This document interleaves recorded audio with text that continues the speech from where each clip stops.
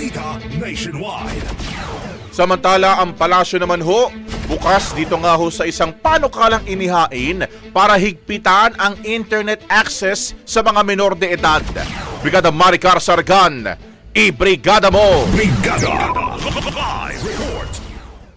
Bukas ang Malacanang na pag-aralan at posibleng suportahan ang panukalang batas na layong i-regulate ang paggamit ng internet ng mga kabataan bilang tugon sa mga ulat ng masamang epekto nito sa mental health. Batay sa inihaing panukala ni Senator Panfilo Ping Lacson sa 20th Congress, dapat magkaroon ng malinaw na regulasyon sa internet access sa mga minor de edad upang maprotektahan sila mula sa mga content at aktibidad na maaaring magdulot ng mental health issues.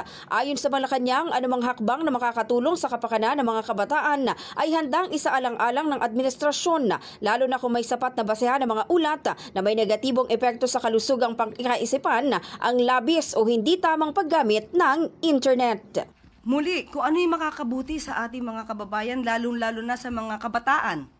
Kung ito po talaga ay magkakos ng mental health issues, sususugan din po ng Pangulo yan at makakakuha siya ng suporta. Basta po ito ay para sa taong bayan at lalong-lalo na para sa kabataan.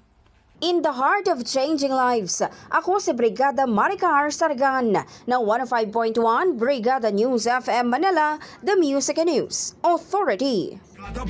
Ang bahaging ito ay hatid sa atin ng Mom's Love ES1 Capsule. Simulang tuparin ang pangarap ng iyong anak. And stunting now!